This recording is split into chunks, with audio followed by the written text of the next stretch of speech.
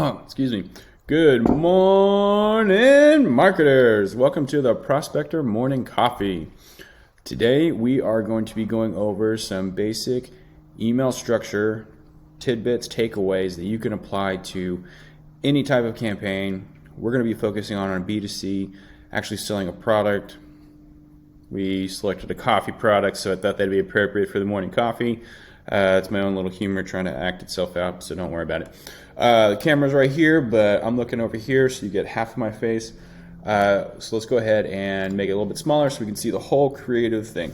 So the one and first thing to take away when you're looking and actually designing and building emails is to think about the structure of your content and design it so that it is essentially like you would get in a 1990s HTML basic website. I mean, there's not a lot of frills you can do with email. The reason is that you have too many clients, too many different methods. For delivery, you've got desktop, you've got mobile, and the way that they all pull down content, how they're pulling down content, assembling that content is all different. So I kind of like to think of that email as more or less kind of like the Wild West, and you want to keep it simple as possible for your customer. Now, there's a lot of different attributes that you can add onto it whenever somebody clicks, and then you start tracking, your results from it. But basically, you're wanting to keep those emails and that structure size as basic as possible, like the 1990s. Now, so that's your first takeaway. Your second takeaway, since you want to do it like it's basic 1990s, you also want to make sure that your image size and your load size for overall of the email as a whole is as low as possible. You want to keep that content tiny.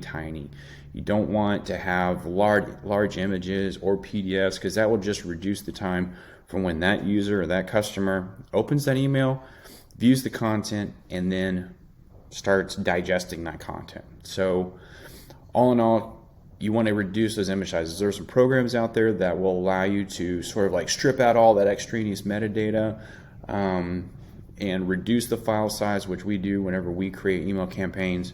But all in all, you want to try to keep those imagery, I guess, down to a minimum.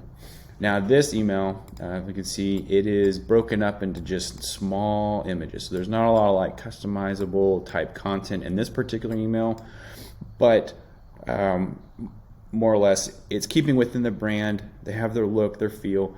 They've reduced their image size and content by sticking to a very basic color palette. So they've got, obviously the header is sort of a unique case because they've got the different packaging with like the blue, the green, and the orange, and then the pink, and then the burgundy, and all those other colors that are added in there. But as you scroll down into the other parts of the email, you can see that it's all sort of unique, basic color palette.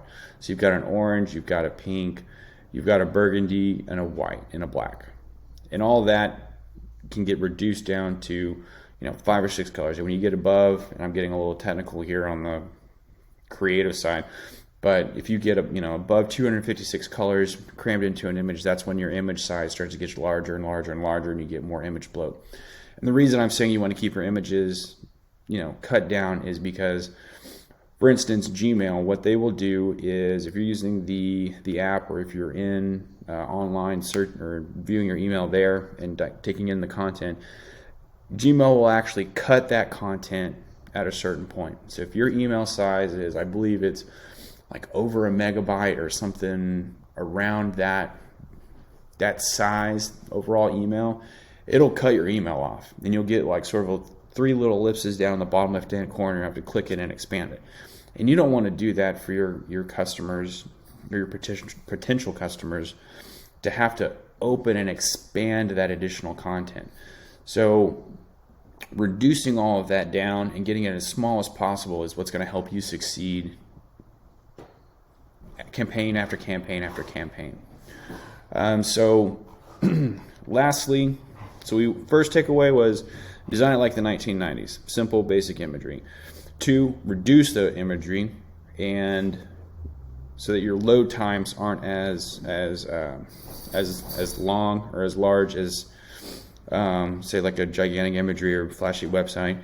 And 3, design it like it's mobile first.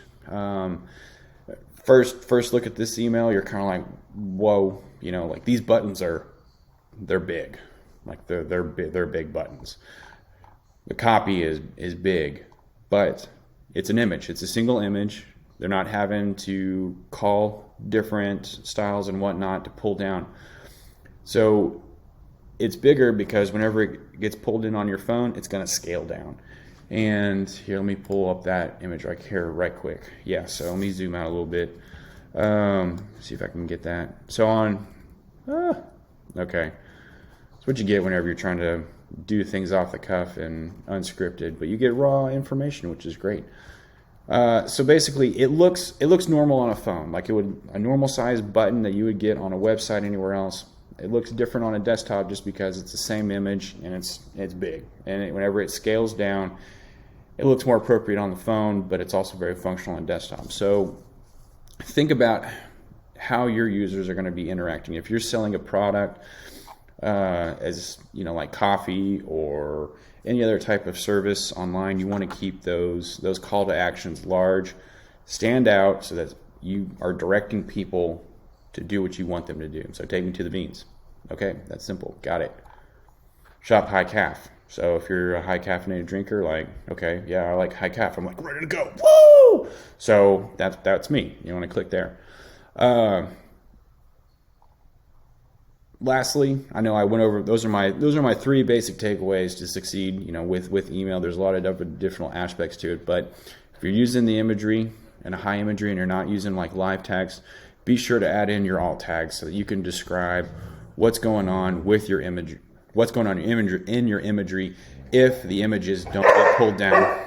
Thank you for that additional comment. We don't need that. No, stop. All right.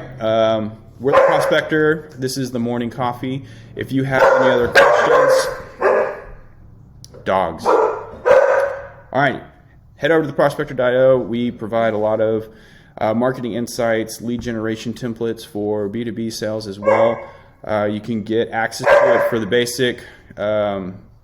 basic price of a venti Starbucks coffee, which is only $3.25 here in Texas. Sorry for everybody else that may have to spend more. But head on over to Prospector.io. We're providing you with marketing insights because we want your business to succeed. Thank you for the additional support.